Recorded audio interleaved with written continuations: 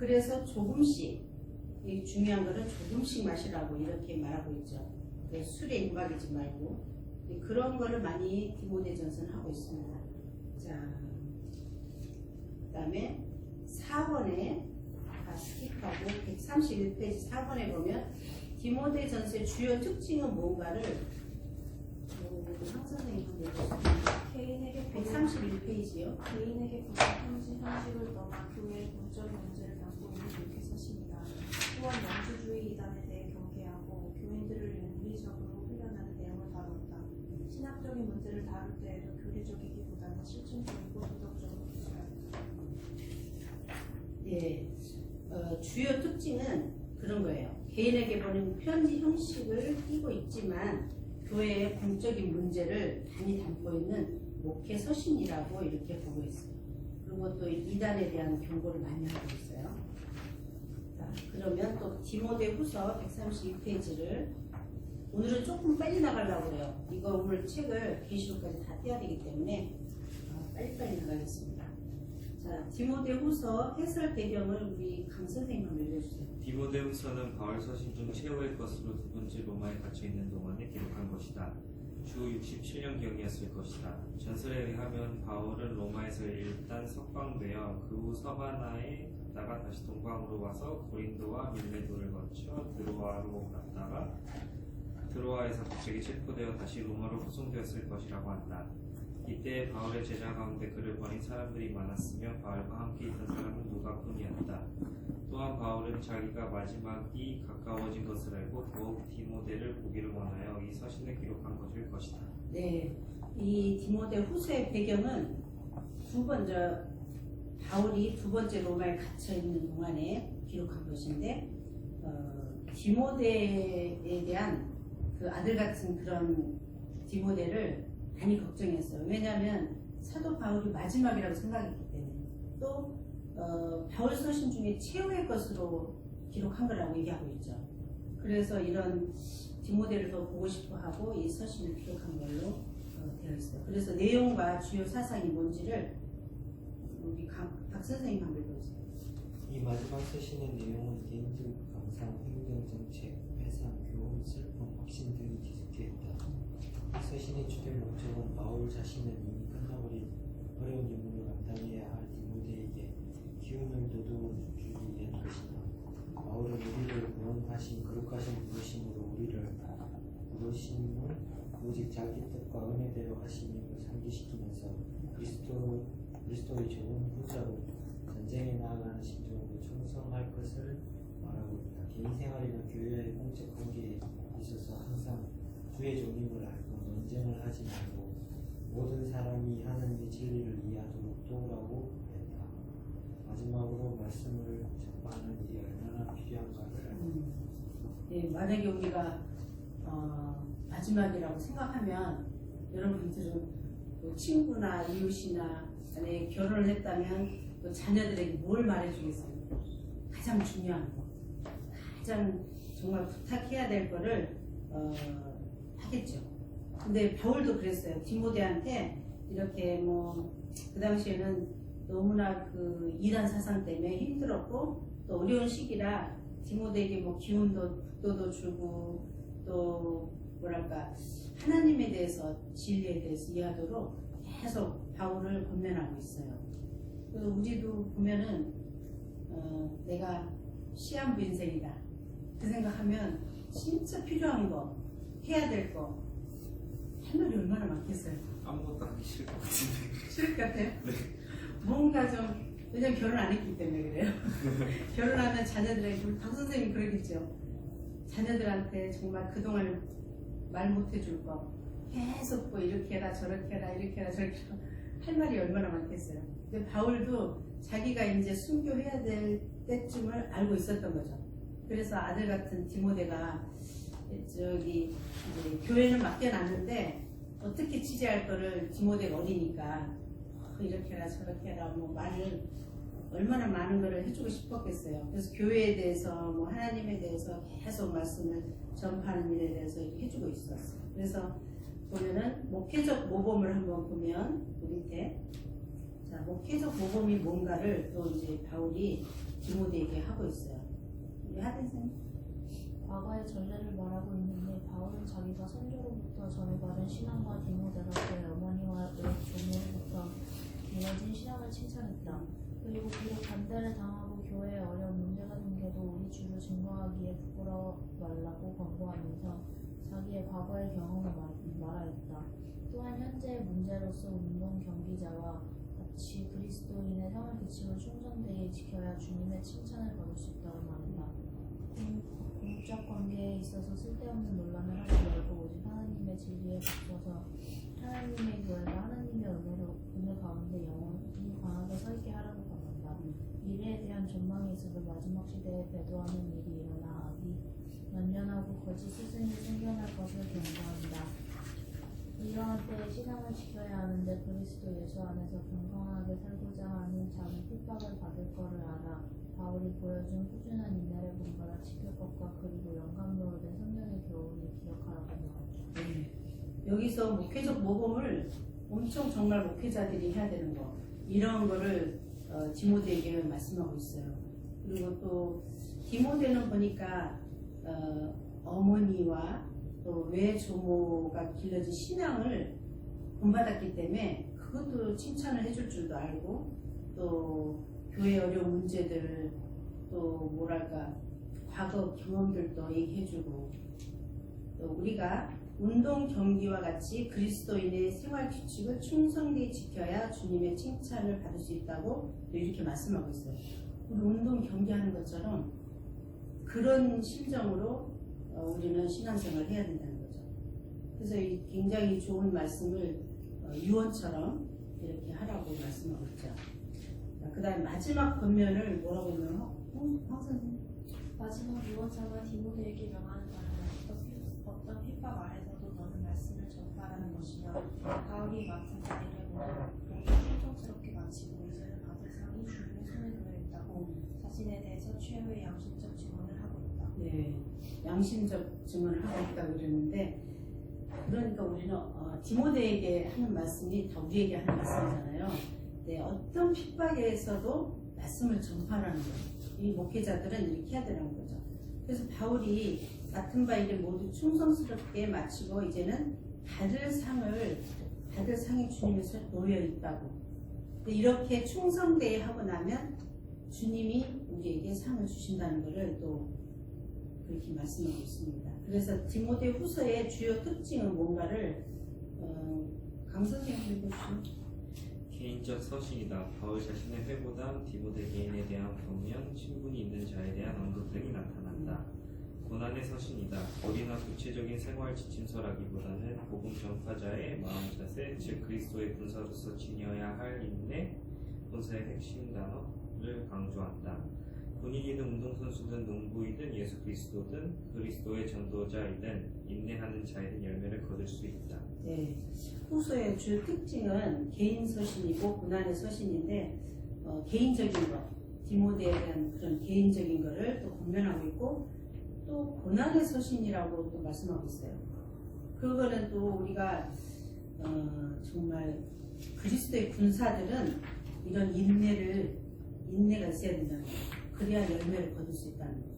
그거를 굉장히 강조를 하고 계십니다. 그 다음에 굉장히 빨리 디도서를 들어가겠습니다. 135페이지 배경 해설을 박 선생님한테 읽어주세요. 이 서신은 바울이 로마에서 첫 번 목에 갇혔다가 풀려나온 뒤 마게도니아에서 기록한 것 같다. 디도는 이방인의 한 사람이었으며 바울과 함께 역사한 청년 중에 한 사람이었다. 그런데 교회 형편이 낙담적이다. 새로 설립된 교회를 교인들은 분명히 경솔한 것을 정해서 볼 수 있다. 바울은 이 짧은 서신 가운데서 6번이나 선한 일에 대해서 말하고 있다. 그런데는 윤리적 해석과 특히 할례당의 논쟁이 두드러진다. 이러한 교회에서 디도는 목회하였다. 네, 디도서는 굉장히 짧은 서신인데 이 청년도 굉장히 그 젊었을 때 믿음으로 바울과 함께 했던 청년이에요.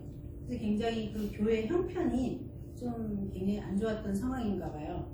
그랬는데 거기서도 뭐랄까 거기서도 이단들이 많이, 그 당시에는 이단들이 많았어요. 그래서 이단들 그런 할례당 논쟁들 뭐 이런 교회를 또 지도가 목회를 하던 그런 상황이었어요. 그래서 내용과 중요 사상을 보면 또 우리 하빈 선생님 디도서의 일반적 내용은 교리적인 강조점을 제외하고는 디모데 전서와 같다.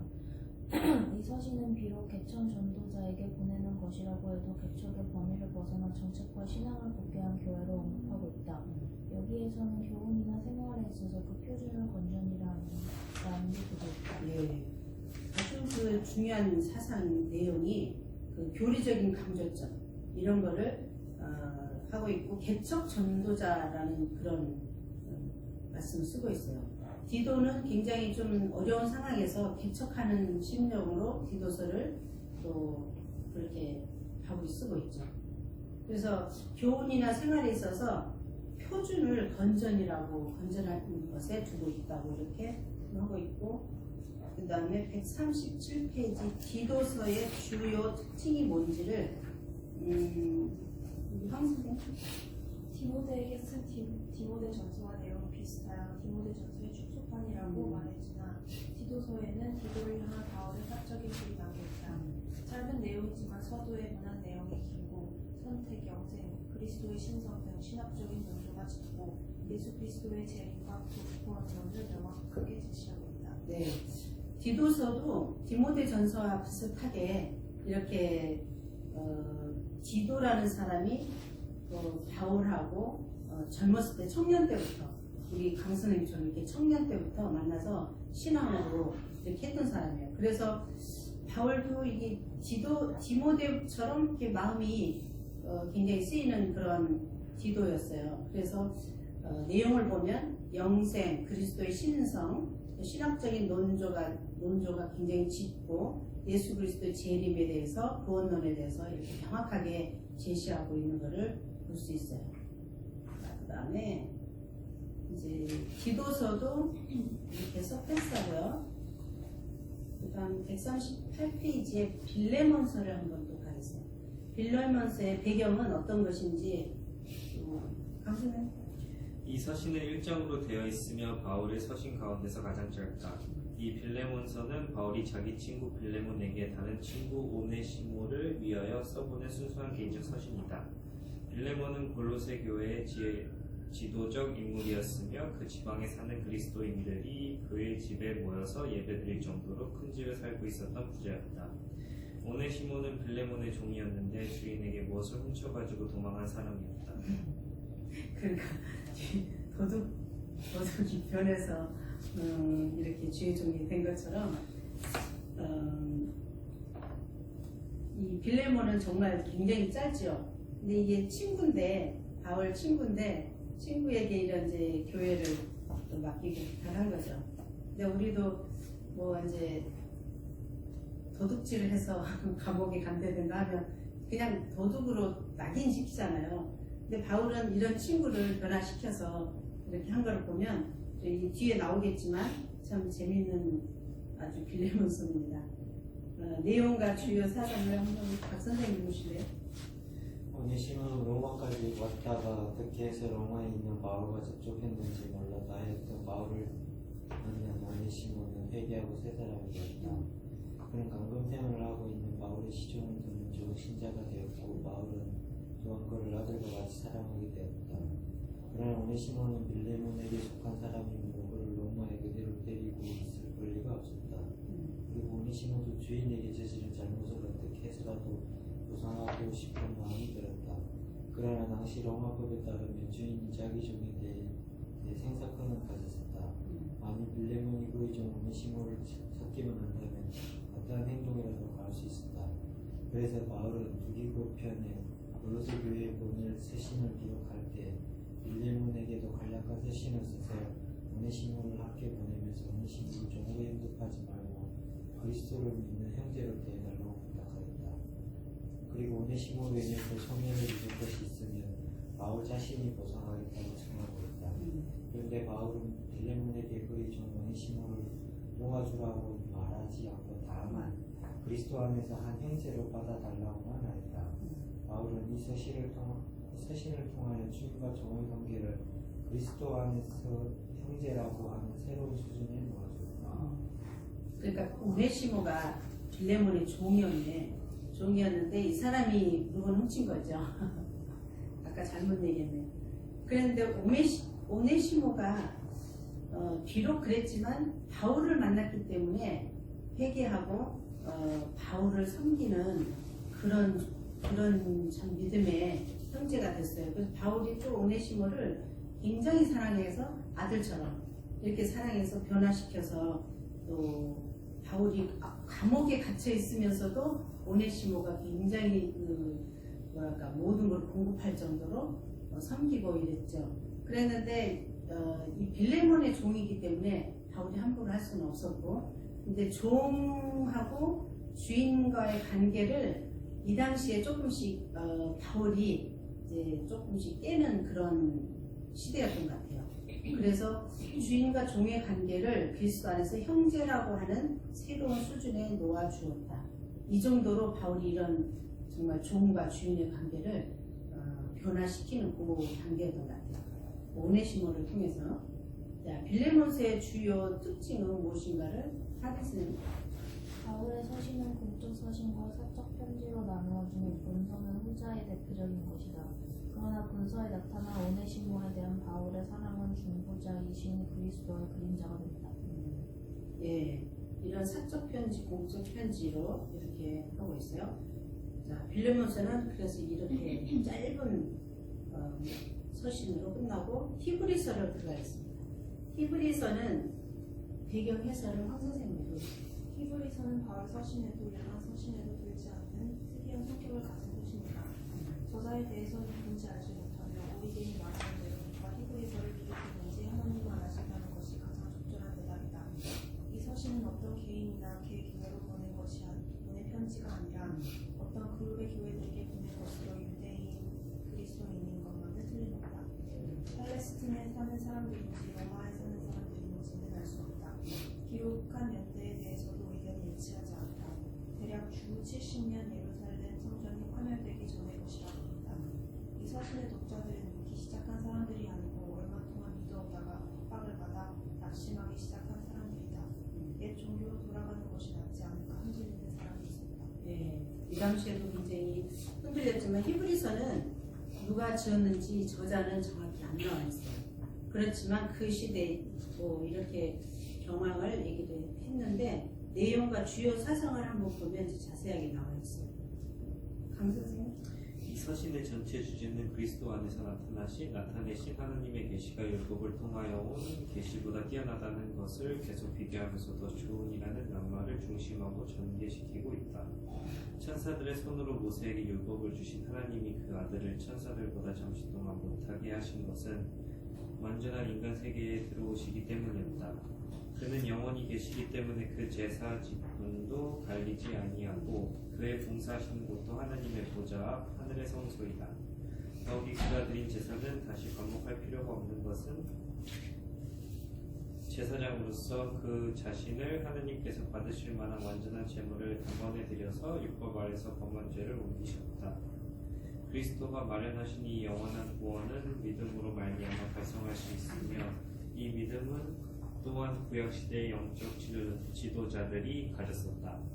이 믿음이 저들로 하여금 흔들리지 않는 영원한 나라에 들어갈 수 있는 보증과 인내를 가져다 주는 것이다. 네, 그 주요 사상을 보니까 그 앞에 단에 보면 핍박을 받아 얼마 동안 믿어오다가 핍박을 받아 낙심하기 시작한 사람들이 그 옛 종교로 돌아가는 것이 낫겠다 이렇게 생각하고 했던 사람들이기 때문에 이런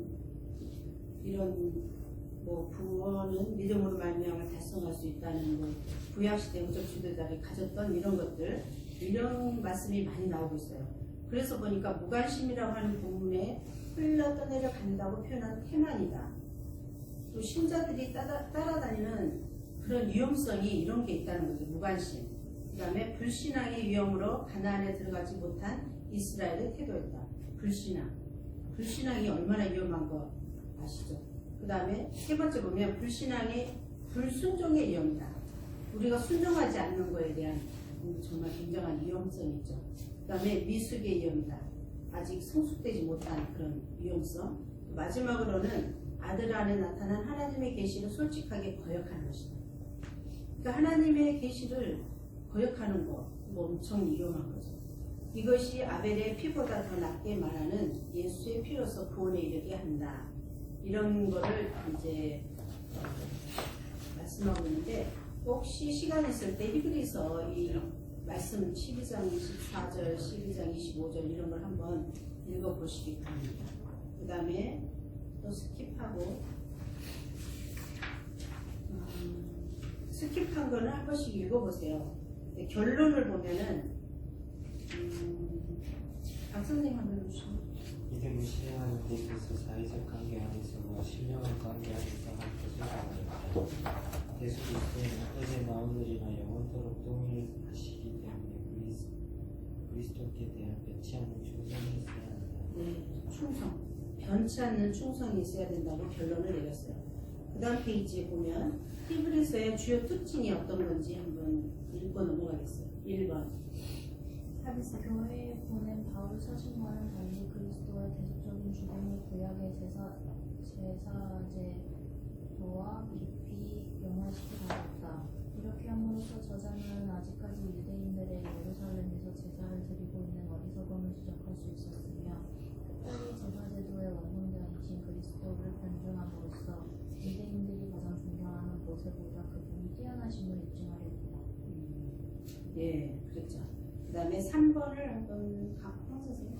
이러한 주제에 맞추기 위해 저자는 다른 성경에서는 찾아볼 수 없는 개념들을 사용하여 명쾌하게 설명합니다.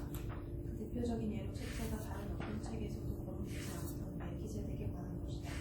둘째로 다른 어떤 책에서보다 더 많이 그리고 더 자세히 구약의 제사제도를 그리스도와 연관시켜 적용하고 있다. 셋째, 저자는 바울의 다른 서신들에서처럼 믿음으로 의롭게 된다는 것을 강조하기보다는 구약의 성도들이 지녔던 믿음, 즉 하나님의 약속을 바라고 믿었던 그 신앙을 설명하면서 핍박과 고난으로 인해 낙심한 성도들에게 위로와 격려를 했다. 네, 히브리서는 이런 그 말씀을 보고 있는데 그 어떤 책에서도 이런 말씀이 없어요. 멜기세덱에 대한 그런 말씀, 그 다음에 또 구약 제사제도 이런 게 없는데 이 책에만큼은 그런 거를 언급하고 있어요.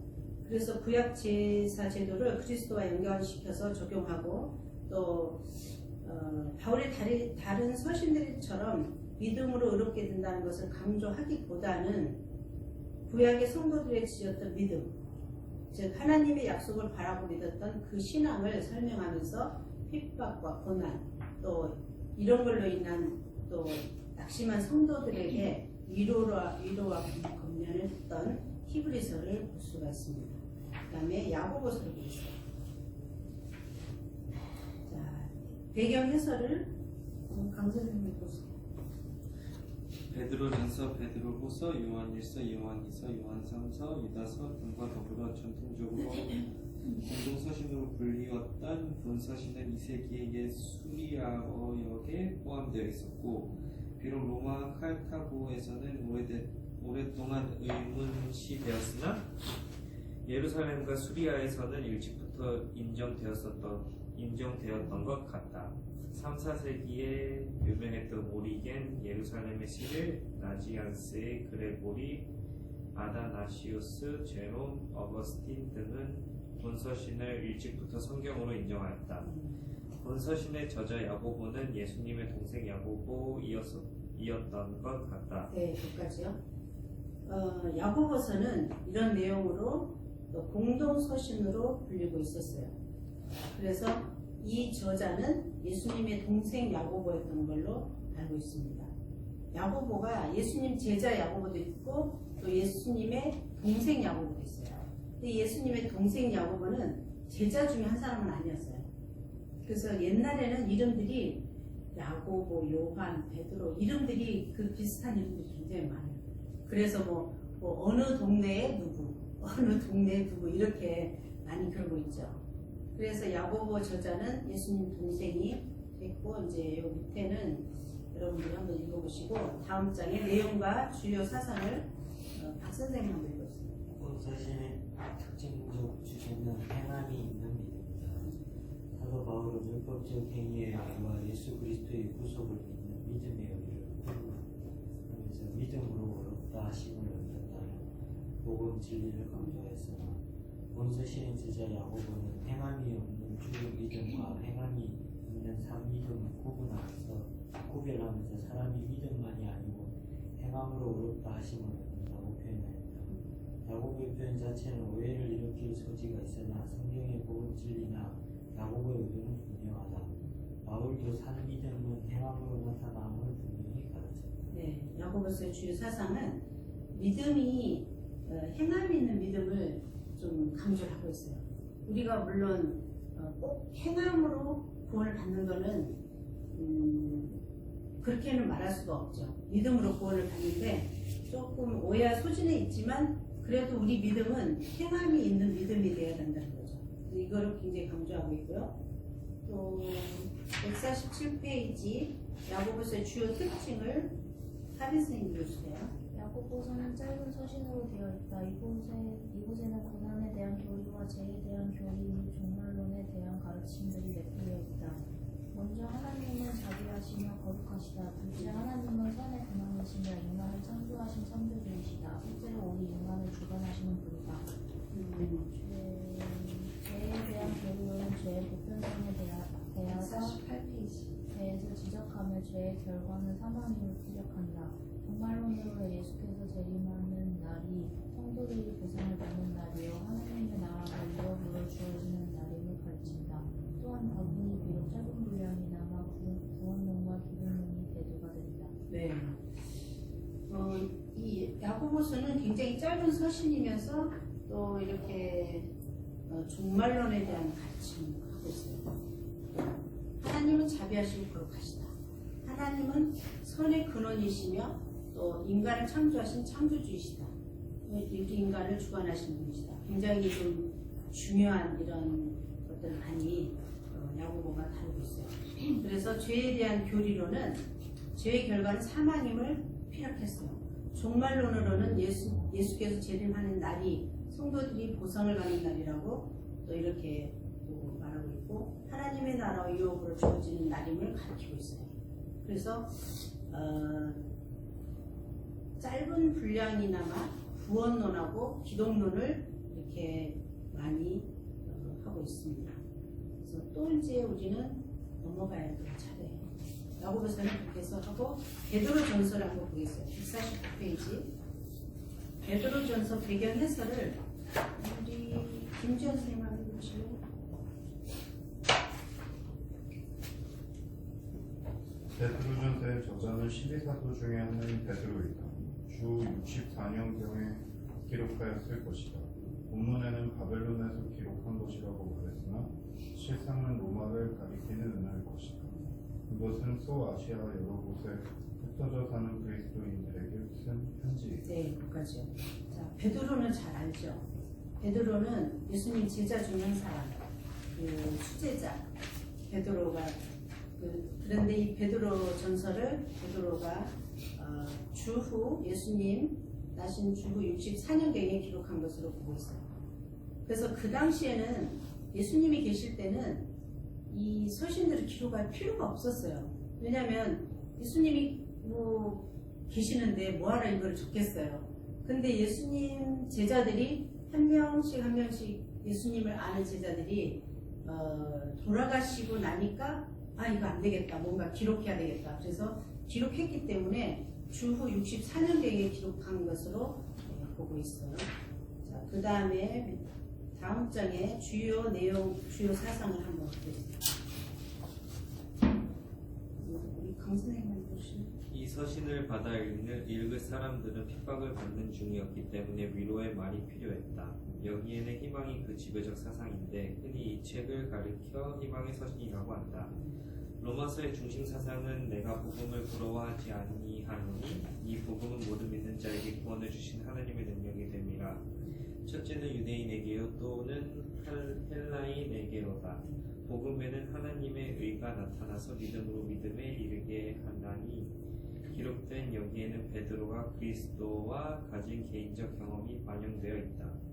예수가 죽으셨을 때에 가졌던 의지할 데 없던 감정이 예수가 부활하셨을 때에 그의 소망은 살아났다.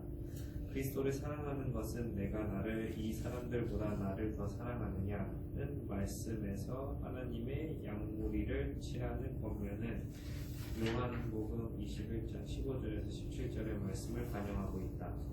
베드로는 5번이나 그리스도의 고난을 말하고 있는데 마치 겟세마네와 십자가의 광경을 보여주는 것 같다. 특히 예수 그리스도의 죽은 자 가운데서 부활하심으로 말미암아 우리가 거듭나게 하사 산소망 있게 하셨다는 말씀은 베드로만이 아니라 모든 그리스도인에게 재생의 기쁨을 갖게 한다. 네. 그 당시에는 핍박이 굉장히 많았어요. 왜냐하면 예수님이 뭐 하나님이다, 뭐 자기가 뭐 성전을 헐어서 3일 만에 세우겠다, 막 이런 말씀 하고 다니니까 그 옛날에 그 뭐랄까 성경 그 유명한 분들, 제사장들 뭐 이런 사람들은 정말 하나님 편에서 보면 나쁜 사람이잖아요. 자기가 막 요셉하고 마리아한테서 태어난 줄 알고 있는데 목수의 아들로 태어난 줄 알았는데 자기가 뭐 하나님이라고 뭐 하나님 아들이라고 성전 그 엄청난 성전을 헐어서 3일 만에 다시 짓겠다고 막 그 사람들이 볼 때는 정말 이상한 사람이에요. 그래서 저 사람이 하나님을 모독한다 이렇게 해서 뭐 잡아서 죽으시고 막 그랬잖아요. 그렇지만 예수님은 성경대로 구약의 예언대로 그대로 돌아가셨지만 그분들 생각은 또 달랐던 거죠. 그래서 그때 핍박이 엄청나게 많았어요. 그리고 예수님 돌아가신 뒤에 3일 만에 부활하신다는 거를 그 제사장이나 그런 엄청난 사람들이 총독들이 알고 있어요. 알고 있어서 예수님이 부활하고 안 계시잖아요. 빈 무덤이잖아요. 그래서 그 무덤 지키는 사람들이 입을 막아서 누가 도둑질해 갔다고 그래라 뭐 이런 식으로 그 당시 퍼뜨리고 있었던 거죠. 그래서 예수님이 부활한 거를 모든 사람들이 알면 안 됐던 거죠. 그래서 예수님 믿는 사람들을 핍박하고 다니고 그때는 엄청난 핍박이 있었어요. 예수님 믿는 사람 다 죽이고 막 다 그 당시니까. 그래서 위로가 필요했던 거죠. 지금은 우리가 뭐 예수 믿는데 뭐 위로할 필요가 없잖아요. 마음대로 믿고 싶은 대로 믿고 또 뭐 지금은 다 알고 있는 사실이니까. 근데 그 당시는 이런 위로의 말씀이 굉장히 필요했던 그 시대였고 그래서 희망의 서신이라고 할 정도로 이렇게 베드로전서는 이렇게 말하고 있어요. 그래서 이 뭐랄까 베드로가 어떤 사람이었어요. 예수님을 마지막에는 배반을 한 사람이지만 그것도 성경의 예언적인 거를 이루기 위해서 또 그렇게 돼갔잖아요. 베드로는 그 뭐랄까 뱃사공이잖아요. 뱃사공인데 예수님이 제자로 불러서 이제 제자가 됐는데 수제자잖아요. 성격이 뭐 엄청 급해서 예수님 잡으러 왔을 때 그 말고라는 그 병사 귀를 잘라버릴 정도로 그 성격이 급한 사람이 있어요. 근데 이 급한 사람을 예수님 잡혀가지고 뭐 너 그 같은 당이지 그러니까 나 아니다 그러고 그 사람 알지도 못한다고 3번 부인하니까 닭이 울어서 그때서 예수님 하신 말씀이 생각나서 밖에 나가서 통곡하고 울 정도로 굉장히 성격이 급하고 또 무슨 목숨도 아끼지 않는 그런 사람이에요. 막 예수님 뭐 변화산에 가서 뭐 초막셋을 치서서 거기서 살고 싶다는 등 뭐 막 굉장한 그런 분이 이런 말씀을 이제 하고 있는데 근데 궁금한 거 하나 있어요. 아니 아까 그 처음에 예수님이 오셔가지고 막 뭐 성전에 3일 만에 다시 짓고 그랬을 때 안 믿었었잖아요. 제사장들하고. 근데 부활하신 걸 딱 알았었으면은 맞구나라는 걸 이제 깨달은 거잖아요. 그치. 근데 왜 행동을 그렇게 했을까요? 하나님을 믿어서 처음에 누가 행동을 베드로가? 제사장들이요. 그러니까 처음에 그 사람들이 예수님을 그렇게 이렇게 그러니까 죄인처럼 몰고 갔었던 게 그러니까 확실하지 않은데 자기가 하나님이라고 하나님 아들이라고 그러니까 이 사람들 하나님을 믿는 사람으로서 이상한 사람이 자기가 하나님이라고 그러고 다니는 거기 때문에 이 사람한테 얘는 죄인이다 그러면서 이제 십자가에 못 박게 죽으시게 한 거잖아요. 근데 부활하신 걸 보면 이제 하나님 아들이 증명된 거잖아요. 근데 왜 계속 똑같이 운동했을까요? 지금도 정치적인 부분에서 보면 뒤집을 수가 없어요. 그대로 나가야 돼. 그래서 막 뒤집지 않고 그냥 그대로 그쵸. 계속. 제사장들이 권위가 얼마나 센데 뒤집을 수가 없는 거죠. 근데 알아도- 하나님을 알면은 그 근데 당시에 이제 그 니고데모라는 그 사람은 굉장히 그 예수님 무덤을 빌려준 사람. 그 사람은 굉장히 권위가 있지만 알았어요. 예수님이 그런 말씀을 하고 다닐 때 알아서 원래 저녁에 그 예수님 있는데 찾아가서 내가 어떻게 해야 구원을 받겠냐고, 어머니 뱃속에 다시 들어갔다 나와야 되겠냐고 막 이런 말씀까지 할 정도로 그분은 그랬어요. 그래서 예수님 돌아가시는 걸 보고, 왜냐하면 그 엄청난 권위자들이 예수님을 믿는 사람들은 막 왜 정치적인 거 있잖아요. 그패 이패 막. 근데 그거를 감히 예수님 믿는다고 할 수가 없는 그런 그 정치적 상황이었어요. 그래서 그 니고데모라는 그분도 예수님 무덤을 빌려 지었지만 그렇게 내세울 수가 없었어요. 근데 되게 멍청한 것 같은 게 그 당시 그러니까 자기네들은 아는 거잖아요. 하나님 딱 진짜 계신다는 걸 그쵸. 그때는 이렇게 보내주신 거니까. 근데 그 와중에도 자기네 권위가 굉장했죠. 그래요. 정치에 목숨을 건 사람들은 그럴 수밖에 없는 거예요. 지금도 그러잖아요. 아닌 거 알면서도 반대를 못해요. 지금 뭐 정치적인 걸 여기서 말할 수는 없지만 그런 상황이 그런 것 같더라고요. 그래서 이 베드로는 정말 예수님 수제자로서 이런 정말 말씀을 할 수 있는 것 같게, 또 뭐랄까, 특히 예수 그리스도의 죽은 자 가운데서 부활하심으로 말미암아 우리가 거듭나게 하사 산 소망이 있게 하셨다는 말씀은 베드로만이 아니라 모든 그리스도인에게 재생의 기쁨을 갖게 한다. 우리는 진짜 이 말씀을 믿을 수 있어요. 근데 그 당시에는 정말 그 핍박 때문에도 더 믿는 사람이 많아요. 몰래 물고기, 어떤 영화를 보니까 그 궁중 안에서 시녀가 딱 왔는데 분명히 저 사람 믿는 사람 같아. 근데 어떻게 말을 할 수가 없잖아요. 귀도 많고 뭐 듣는 맛. 그래서 밀가루 통을 뭐 이렇게 실수로 엎어뜨리는 것처럼 이게 넘어뜨려요. 그래서 거기다 물고기 형상을 다 그리니까 그 상대방도 말은 못했지만 자기도 이제 그렇다고 그래가지고 믿는 사람들이 우리는 뭐 얘기할 수 있지만 그 당시에는 예수님 믿는다 말을 못했던 당시. 그래서 그런 식으로도 할 정도로 엄격했던 그런 시대였어요. 지금도 예수님 믿는다고 그러고 죄 짓는 건 똑같은 거죠? 그 사람이랑. 그래도 믿는 사람이 낫는 게 언제가 회개하잖아요. 알기 때문에. 그래서 믿는 사람들이 그래도 낫다는 거죠. 그 다음에 152페이지 베드로전서 주요 특징은 뭔가를 한번 읽어주세요. 누가? 소망의 서신이다. 성도를 위로하며 환난을 극복하고 난 이후 그 미래를 제시함으로써 소망을 갖게 한다. 다른 신약 성경과의 유사성이다. 바울 서신과 야고보서 등 많은 신약의 다른 책들과 내용이 유사하다. 교리적 서신이다. 창조, 기독론, 속죄론, 삼위일체, 종말론 등 많은 교리를 수록했다. 유려한 문체이다. 허리를 동이라 우는 사자 등 회화적인 묘사들이 등장한다. 구약과 그리스도의 깊은 연관성을 강조했다. 네, 이런 주요 특징이 있어요.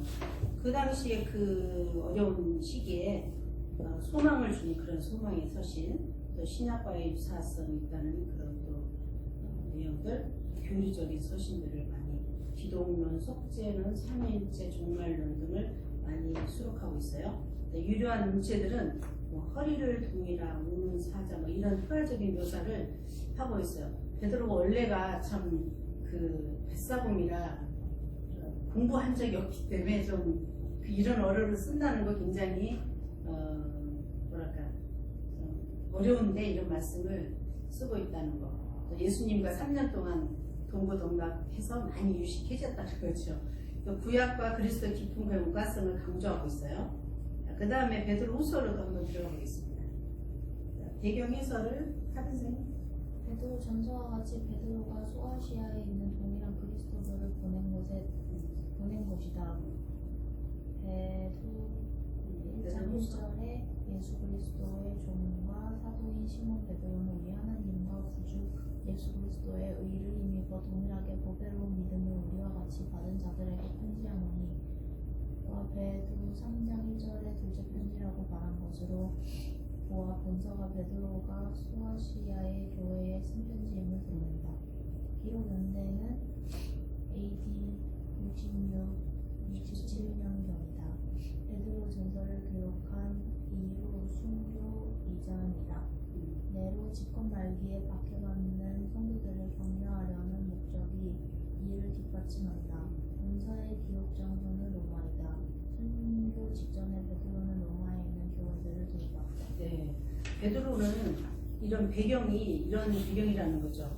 그 당시에는 순교하기 직전에 이런 기록 장소에는 로마는 정말 그 예수 믿는 사람들 핍박 박해하는 그런 장소인데 직전에 교회들한테 이런 돌봄을 하고 있죠.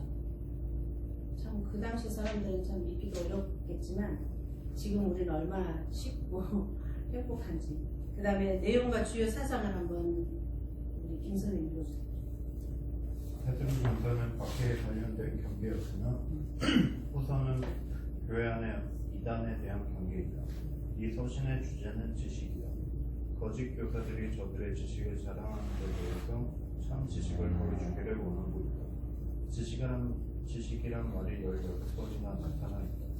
베드로후서의 주제는 그리스도 안에서의 성장이다. 로마의 핍박과 함께 새로운 문제거리로 떠오른 이단들을 경계하고 오직 그리스도를 아는 지식 안에 굳게 서서 성장할 것을 권면한다. 베드로후서는 예수 그리스도를 우리의 지혜와 힘으로 묘사한다. 네, 베드로전서는 그 박해받았던 그 당시 그런 경계였지만 베드로후서는 교회 안에 그 당시 또 이단들이 엄청나게 많이 들어왔던 거죠. 그래서 거짓 교사들 이런 사람들에 대한 그런 경계, 또 주제는 그리스도 안에서 성장이라는 그런 걸로 이렇게 또 경계하고 있고 오직 그리스도를 아는 지식 안에 굳게 서서 성장할 것을 권면하고 있어요. 그래서 후서에서 베드로 후서에서 보면은 예수 그리스도 우리의 지혜와 힘으로 묘사하고 있어요.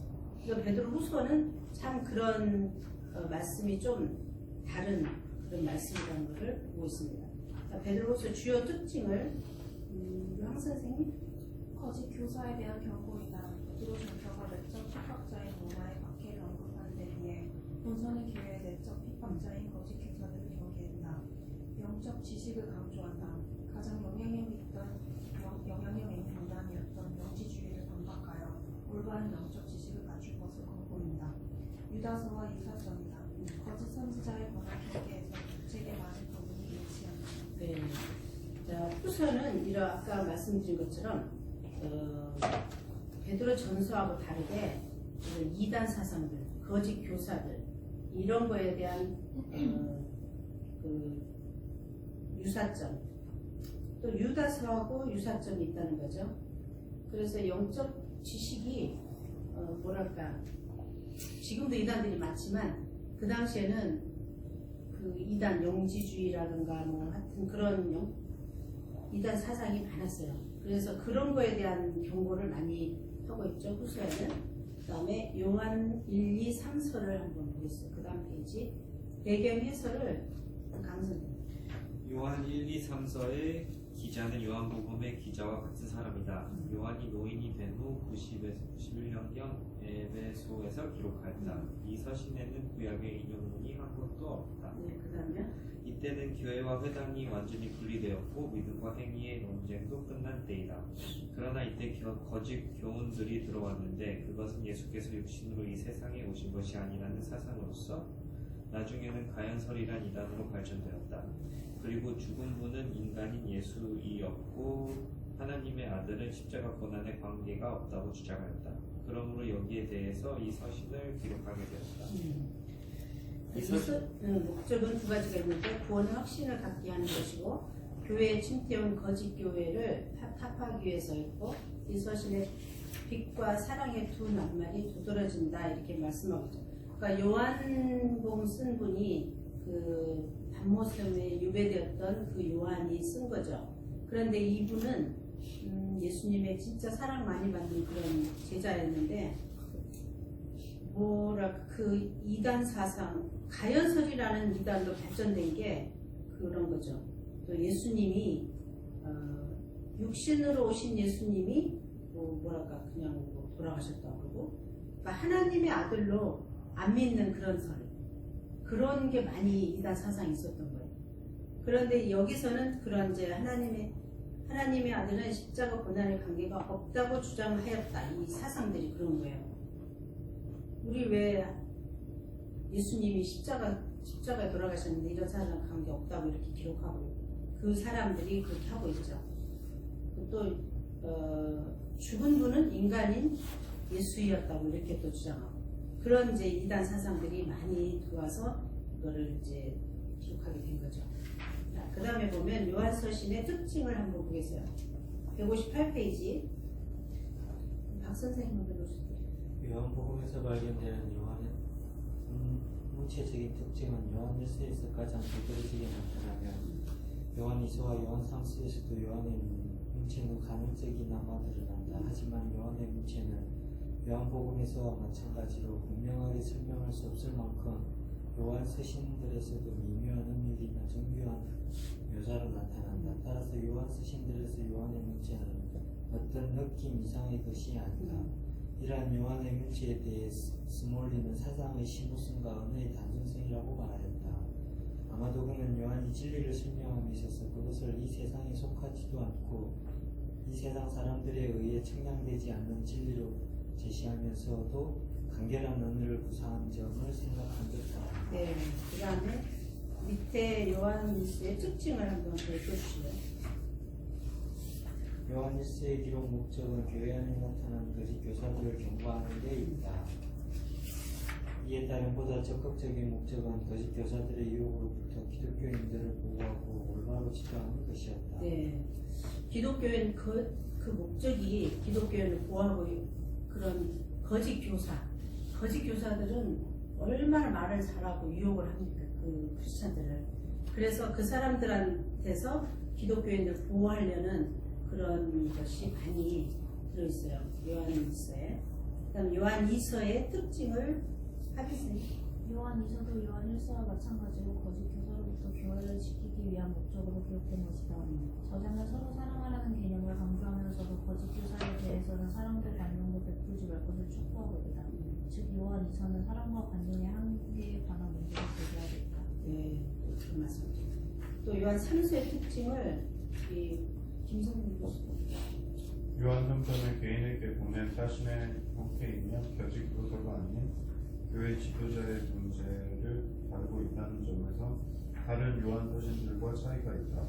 이러한 성격은 요한 3서는 교회가 아직 연합된 조직체로 존재하지 않고 개교회로서 각 지역 지도자들의 지도 아래 운영되고 있을 때 교회 지도자들 간의 문제를 다루고 있다고 볼 수도 있다. 이 서신에서는 양들의 영적 성장과 다른 신앙생활에 대해 관심을 갖는 장로의 목회적 충동을 보입니다. 네, 요한 3서는 특별히 거짓 교사보다 또 교회 지도자들. 왜냐하면 지금은 신학교도 많고 또 이런 참고 서적 이런 거 많잖아요. 근데 그 당시에는 누가 알려주는 사람이 별로 없잖아요. 배울 때도 없고. 그래서 또 지도자들 간에 또 문제가 굉장히 많았던 거죠. 그래서 요한 3서는 이런 거를 중점적으로 또 취지를 하고 있습니다. 그다음에 유다서를 해경 교서를 보면 밑에 단에 저자는 거기서부터 황 선생님 해주세요. 저자는 야고보의 형제 유다이다. 신약 성경에서는 유다라는 사람이 많이 있으나 야고보의 동생되는 유다는 예수의 형제 가운데 한 사람이다. 본서가 주로 1세기 후반에 성행한 영지주의에 대한 경계를 다루고 있고 또한 예루살렘 함락에 대한 내용적 형태의 기록이 없는 것으로 보아 AD 70-80년경으로 추정된다. 수신 대상자는 소아시아나 수리아 지방으로 추정된다. 그 이유는 본 서신의 내용이 이 지역들에서 만연한 영지주의 및 도덕 폐기론에 대해 준엄한 비판을 가하고 있다. 네. 자, 소아시아죠. 그 다음에 내용과 주요 사상을 강 선생님 한번 읽어주세요. 저들에게 이 편지를 써야 할 사정이 생겼다. 이게 맞죠? 네. 제가 페이지 넘겨졌다가 다시 돌아가죠. 그것은 교회에 들어온 사람 중에 자기의 그리스도인으로서의 자유를 여러 가지 부도덕한 일에 쓰려는 사람이 있었기 때문이다. 여러 가지 신뢰를 들어서 저들의 장차 받을 형벌이 얼마나 클 것이라는 것을 말한다. 기록 목적은 그 내용을 통해 영지주의의 가르침으로 왜곡된 복음의 진리에 대한 변증적 서신임을 알 수 있다. 헬라 철학의 영향을 받아 영과 육을 분리한 이원론적 사상을 담고 있는 영지주의 중에서도 구원은 육체와 상관없고 육체를 다만 악한 것으로 간주하여 그리스도의 성육신 사실을 부인하고 육체의 타락과 죄악에는 아랑곳하지 않는 도덕 회계론자의 세력이 거세었다. 이에 저자는 거짓 교사들의 부패한 양상과 심판날의 비참한 치열을 맞이하게 될 것을 진술하면서 오직 성도는 믿음에 굳게 서서 그 도를 지키고 나약한 성도들이나 이미 미혹되어 버린 성도를 그리스도께로 돌이킬 것을 엄히 권고하고 있다. 네. 이런 그 영주주의 사상이 얼마나 옛날에 컸는지 그 사상은 구원은 육체하고 상관없다 그러고 또 육체를 악한 것으로 또 간주하고 또 그리스도의 성육신 사실을 부인하고 육체의 타락도 죄악에는 아랑곳하지 않고 도덕적인 그런 굉장히 좀 폐기론자들의 세력이 엄청 셌어요. 그래서 이런 것들이 영주주의 사상인데 그 당시에 영주주의 사상이 굉장히 많이 들어와서 교회가 굉장히 힘들었죠. 그래서 이제 보면은 유다서의 주요 특징을 4번 63페이지 박 선생님 읽어주세요. 유다서는 비단 공경 문수이다. 유다서는 서신으로보다는 오히려 교회 안에 나타난 이단자들을 공박하는 논쟁적인 훈계나 설교로 보는 것이 더 적절하다. 유다서가 논쟁을 벌이고 있는 이단자들은 방탕한 영지주의자들이었던 것으로 본다. 8절에 보면 이들은 육체를 더럽히는 꿈꾸는 이 사람들이라고 불리고 있고 19절에 보면 육에 속한 자라고 말하고 있는데 이것은 영지주의자들이 사용하는 전문 용어에 해당한다.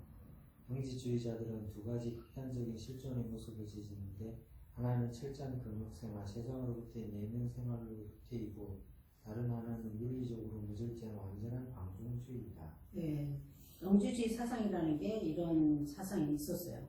그래서 이 사람들은 굉장히 금욕 생활을 해요.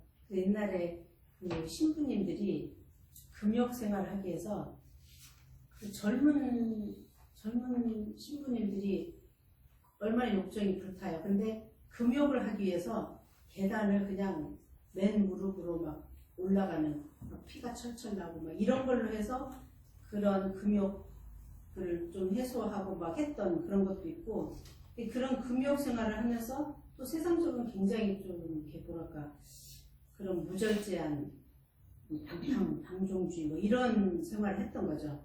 이런 영주주의 사상이 교회에 들어와서 굉장히 유다서에서는 좀 이런 거를 조심하라는 그런 경고를 많이 하고 있어요. 그래서 이단 공경 문서라고 할 정도로 유다서는 그렇게 하고 이제 또 요한계시록으로 넘어가겠어요. 164페이지 배경 해설을 이제 요한계시록이 굉장히 중요하기 때문에 그 전에 거는 막 넘어왔어요. 자, 배경 해설이 누가 읽어주시죠? 요한계시록은 성경 중 가장 마지막에 기록되었을 뿐 아니라 그 문학적 성격이 매우 독특하기 때문에 성경에서 가장 해석이 난해한 책으로 알려져 있다. 따라서 성경의 다른 책보다 훨씬 더 많은 주의와 경계를 요한다.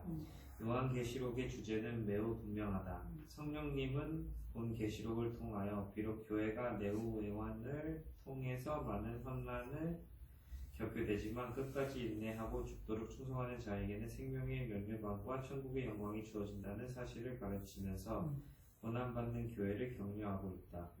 교회와 세상의 싸움은 바로 예수님과 사탄의 영적 싸움이며 그 중에서 성도들은 많은 핍박과 환난을 당하게 되지만 그 운명은 이미 결정되어 있어서 예수님과 성도들이 궁극적인 승리를 거두고 사탄의 무리는 무적행의 음부에 갇히게 된다. 네, 이제 요한계시록은 마지막 이제 신약의 마지막인데 뭐랄까 좀 굉장히 그 마지막 때 있을 일들도 많이 기록되어 있고 그래서 보면 우리 크리스찬들은 끝까지 인내해요. 무슨 환난이나 핍박이 와도 끝까지 인내하고 충성하면 생명의 멸류관을 받는다고 해요. 그래서 우리는 어떤 그런 뭐 영지주의나 무슨 그런 사상이 지금도 이단 사상이 많아요. 그래서 우리는 크리스찬들은 항상 말씀과 기도가 우리한테 있어야 돼요. 그래야 이런 이단 사상이 넘어가지 않고 그래서 지금도 보면 끝까지 인내하고 충성하면 생명의 멸류관을 갈 수 있는 거죠. 그래서 보면 그런 사단이 우리를 했지만 마지막 때는 사단은 그 무적행이라는 그 엄청난 이 구렁텅이에 사단은 빠지게 되는 거예요. 그래서 그 다음에는 우리가 다시는 우리를 그렇게 유혹하지가 못하게 돼 있죠. 그래서 또 새하늘과 새 땅이 영원히 기쁨을 누리며 거룩하고 아름다운 그리스도 공동체를 즐기게 되는 거죠. 그러니까 천년 왕국이 이루어진다 그러죠. 마지막 때. 그래서 우리는 어떠한 일이 있어도 끝까지 인내하고 크리스찬으로서 믿음을 지켜야 된다는 거죠. 자, 그 다음에 보면은 그 밑에 땅 저자는 거기 하고 있습니다. 저자는 본문 자체에 의하면 사도 요한이다. 계시록은 교회가 로마에 의하여 박해받아 황제 숭배를 강요당하던 시기에 기록되었다. 계시록의 문체가 요한복음이나 요한의 새 서신들의 것과 다른 것이 있지만 육신문학에 고유한 성격이나 계시가 환상으로 주였다는 사실 그리고 재수로 있던 요한의 환경 등을 고려해 볼 때 문체의 차이는 쉽게 이해된다. 네. 그 사도 요한이 계시록을 그 유배돼서 반모섬이라는 데를 유배를 갔던 거죠. 유배가 무슨 말씀이에요? 감옥, 감금된 거죠. 그래서 거기서 이제 쓴 건데 환상으로도 하나님이 보여주시고 또 이렇게 해서 쓴 거예요. 그 죄수 그런 입장에서. 그래서 내용과 주요 사상을 김 선생님 한번 읽어주세요. 이 책은 그리스도의 계시의 중심이다. 계시록은 세상의 악한 음모가 계속 반복되고 구조될 것을 강조하고 있으며 사단은 이 땅에 그리스도의 나라를 세우려는 주의 뜻에 대항하고 있다. 이 운의 싸움을 영광스러운 백보자 앞에서 마지막 심판 새 예루살렘의 돌의 영원한 시작으로 끝이 난다. 부활하시고 영광을 얻으신 주님은 땅 위에 있는 교회들을 보살피신다.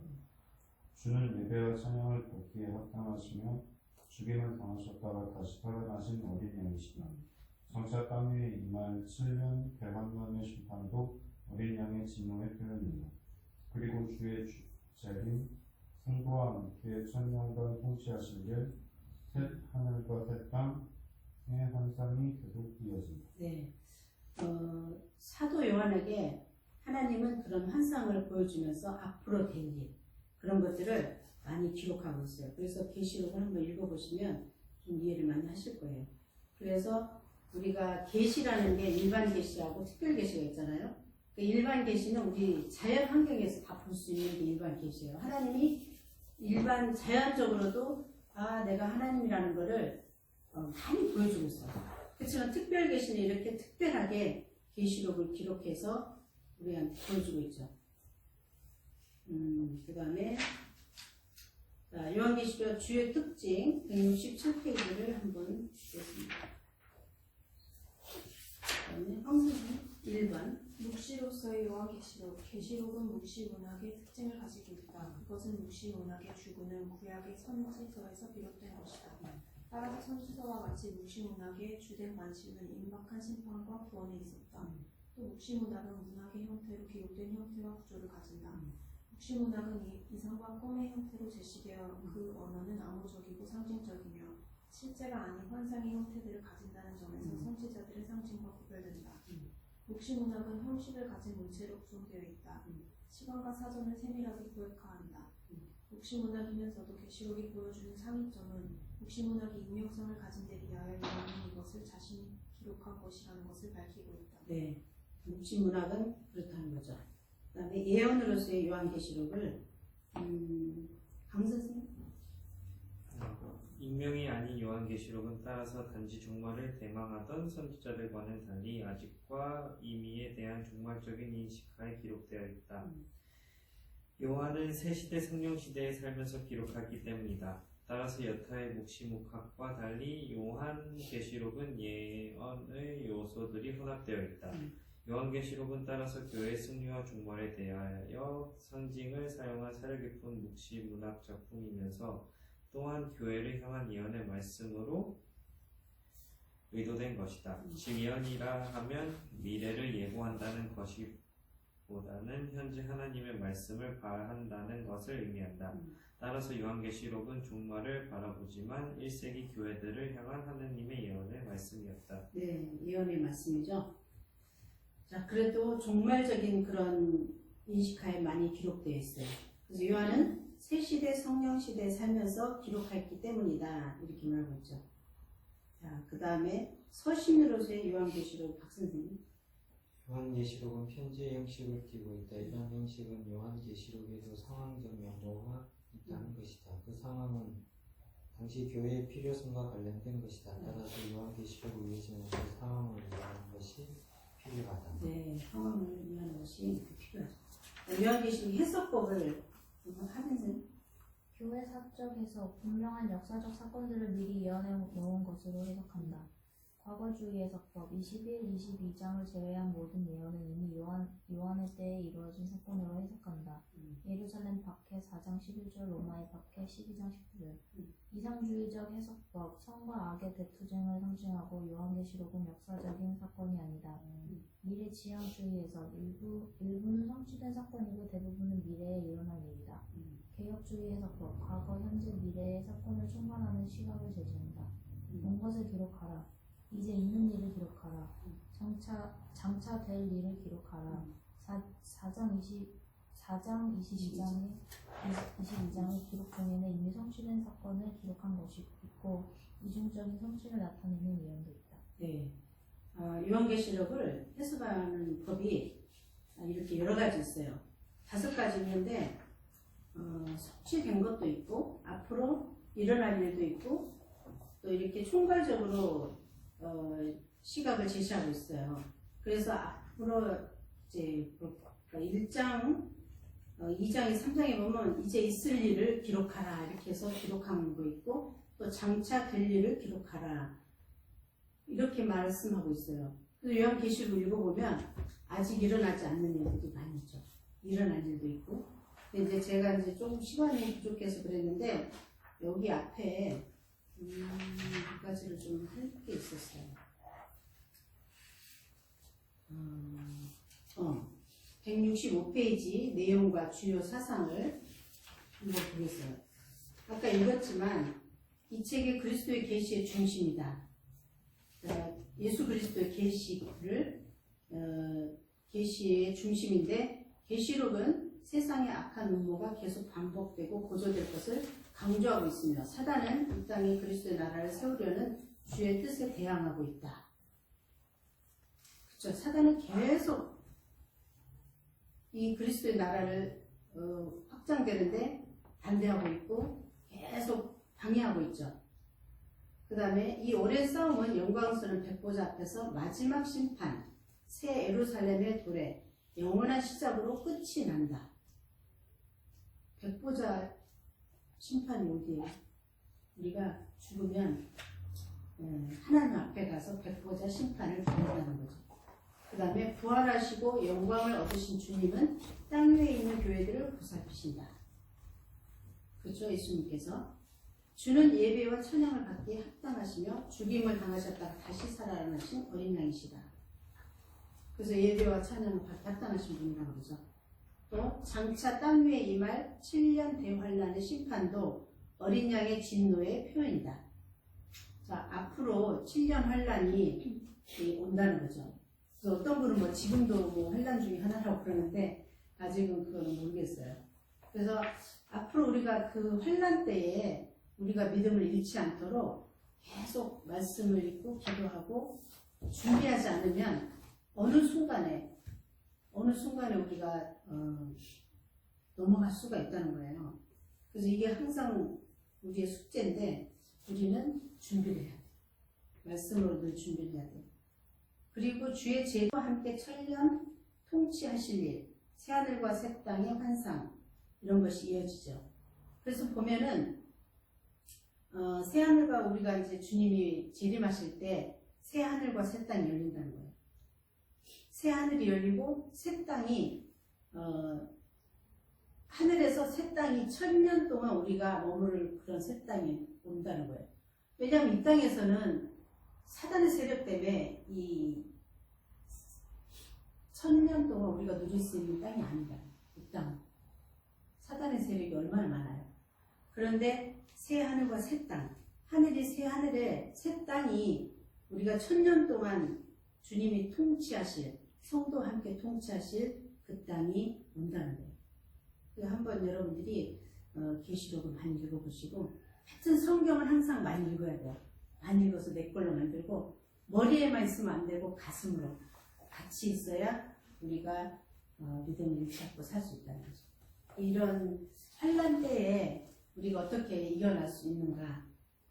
만약에 그 옛날에 뭐랄까 그 일제시대 때 예수님 천황폐하를 숭배하겠냐, 예수를 믿겠냐 해서 정말 그 목사님들도 그 당시 그거를 못 지키고 천황폐하를 숭배하는 그런 경우도 많았고, 우리도 과연 그걸 이겨낼 수 있겠죠. 우리는 있으리라 믿어요. 왜냐하면 하나님 우리 함께 하시니까, 성령님 늘 내 안에 계시고 나를 늘 구하시고 인도하시기 때문에 우리는 할 수 있다고 믿어요.